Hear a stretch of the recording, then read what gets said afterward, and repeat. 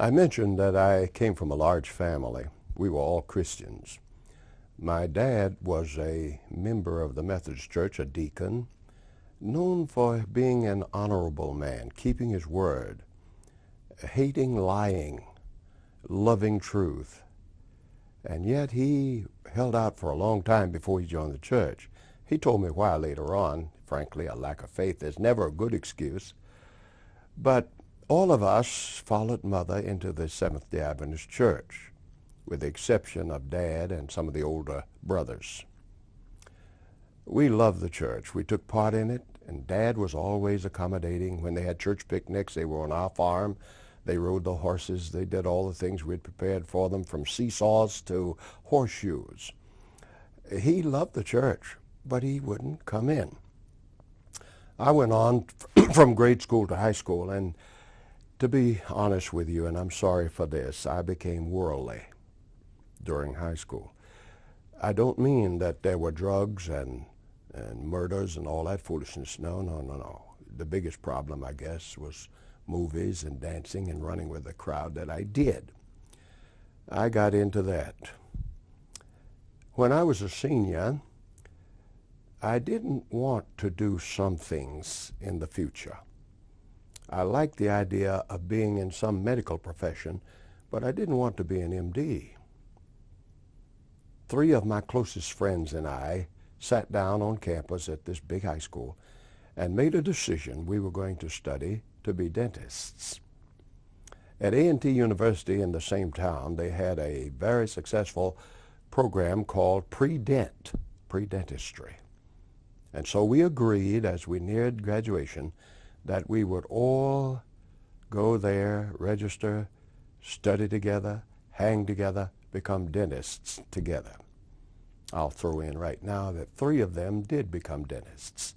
One was a commander in the Navy, the other 2 very successful civilian dentists. I remember one day being at home, and I drove by the home of one of my friends, a marvelous mansion with large cars in the yard, and I equated that with success. And the man driving me who lived there said, "Well, yeah, but that's not a happy home." I probably shouldn't go further into that. Years later, on the 50th anniversary of our graduation from high school, the high school, huge school, called me and wanted me to do a memorial sermon on a weekend there. And I said, all right. Now, is this general or just for my class? They said, no, we want it to be general, but specifically talk about your class. I said, then send me the names of those from my class who are deceased. I got the letter and opened it, and there were about 27 of my classmates who had passed. It was very sad because instead of remembering them growing old as I'd grown, I thought of them as being youngsters again. But the saddest thing of all, 3 dentists were on that list of the deceased. I was the only one of the 4 buddies still alive.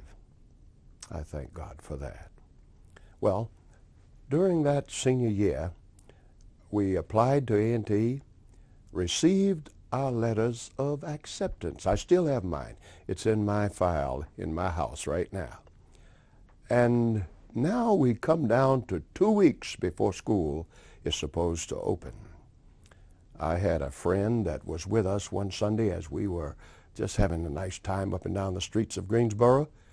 But every Sunday as it began to go toward sunset, we fellas like to go see young ladies. Well, this friend was the shy type, and he had no young lady to see. I couldn't take him with me, and the other fellas actually felt to slip away and not even say goodbye to him. I couldn't do that, so I was stuck with him. And I tried to think, what can we do? And I took him to Ash Street, where Earl Cleveland was running a huge evangelistic campaign. Suffice it to say, we never missed another night. One day the 2 of us were walking to the movies, and we came to a corner, and we were talking about our experience listening to Elder Cleveland. We came to the corner, and diagonally across the street was the theater. And the light changed, and he stepped off, and I stayed. He turned around and said, "What's the matter?" I said, I'm not going. What do you mean you're not going? I said, there's some things I know in advance, know that you don't know, and I know better, so I can't go. He said, if you don't go, I don't go. He turned around, we walked away. Let me just give you the end story, and that is that he was baptized at the end of Elder Cleveland's meeting. He became deacon, then head deacon. He passed a couple of years ago, but his family, the members of his family are still faithful in the Seventh-day Adventist Church. So I call him the first soul God ever let me win. Now, we've got 2 weeks to go before school opens. What am I going to do? I was sitting in Elder Cleveland's tent. It was completely empty on a beautiful Sabbath afternoon. Folk had gone home to eat lunch. I didn't go because I lived in the country, too far to go. So I just sat there. The place was empty except for myself. Now, I've never heard voices, and I've never seen signs and thunder and lightning. God has always dealt with me through very strong impressions that could not be shaken. And while I was sitting there, this impression came upon me. I even remember the words, "This is what I want you to do, and I will help you to make truth clear." What? Yeah, this is what I want you to do, and I will help you to make truth clear. To be honest with you, I thought it was just a pleasant reverie, that we'd had a great Sabbath, and I'm just enjoying it, you know. And the people began to come back, and it dissipated. And later on that night, after all the services were concluded, and I got on the bus to go home, I got off that bus, and now I've got a long walk all by myself. And boom, it came back. Remember, this is what I want you to do, and I'll help you to make truth clear. When I got home with my family, it went away. I went to bed, and I didn't dream about it. But Sunday morning, as soon as my eyes opened, this is what I want you to do, and I'll help you to make truth clear. Well, it kept bothering me until Tuesday. And my mother was in the kitchen, and I just stopped her and said, "Mother, this is something that's been going on with me for several days." Now, you would have thought Mother would have shouted or broke out in hallelujahs or something. But just matter-of-factly, she said, "Son, when you were born, I gave you to the Lord. Now he's calling you," and went on about her business. I accepted that in faith. I've never looked back. I said to the Lord, I'll go. I'll do it. I didn't even bother to say goodbye to my buddies. I didn't want anybody trying to persuade me otherwise. I had to deal with my dad. He was not an Adventist. He was not hostile, but on Friday evenings he had a gloom that came over him. And it didn't go away until Saturday evening. Then on Sundays he'd go to his church, come home, and sit on the front porch for hours reading the Bible. Good man. So I went to him and told him what had happened. He said, "Son, I have no problem with that. If God has called you to preach, do it." He said, "But you're my last son at home. And as we get older, that's very important. So why don't you go to A&T? I'll support you." I tried to explain I couldn't make the necessary preparations there. I'll make the story short as I can. We began to go back and forth with this, and finally he offered me a car. Now, he didn't mean a new car. Nobody got those in those days. But it was like offering me a Cessna. And I told him I didn't have the right to that option. And then he got angry. And his face clouded, and he spoke sharply. He said, "All right, nobody can talk to you. Then go.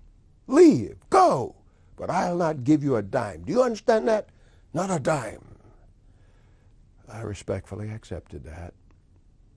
And I was troubled. I thought, Lord, you asked me to do this, and now I'm running into this problem. What do you want me to do, work a year and then go? 2 weeks. We came to the Sabbath before the students were leaving on Tuesday. I came downstairs, getting ready to go to church, and I wanted to ask Mother something. Mother had a room around that she used as her prayer room, and you could often find her in there. And sometimes her eyes would mist, but there was a glow of joy, and that's what I saw. And I said, Mother, what is it? She said, have you seen your dad? I said, no. She said, go find him. I went into my dad's room, their room, and he had on a blue suit, a white shirt, tie, baptismal bundle sitting at his side. He hadn't told a soul. We went to church, and there's no way I can explain to you how it was for us. And when they called Dad's name to enter the baptismal fountain, I got up and walked down and climbed up on the rostrum and stood at the foot of it. I'm going to see every bit of this. And I watched my father baptized. Later on that evening, as the last service was concluding, they announced a huge going-away celebration for the students who were leaving. My father walked up to me at the church and said, son, are you going to this? I said, I don't know. I hadn't thought about it. Now, I'm going to be honest. I thought I had had enough blessing for one day in seeing my dad baptized. But when I answered him that way, he said, you're going to Oakwood, aren't you? And that was his way of capitulating. On Sunday, he got in touch with their daughters who were older and said, Charles hadn't planned to go to school, so you got to get him ready. And they brought sheets and towels and washcloths and all the accoutrements for study. I only had one problem. One sister brought a set of pink sheets, and real men don't use pink sheets, you see. But when the rest of the crowd was ready to go away on Tuesday, I was ready too. I looked out the window, and I saw Dad coming from a neighbor's house with a huge trunk on his back. He had seen it. That trunk was years old. He brought it home and cleaned it and painted it and fixed the lock, and it was filled to capacity. That trunk is in my basement right now after 50-plus years. I went off to college. God took care of our family.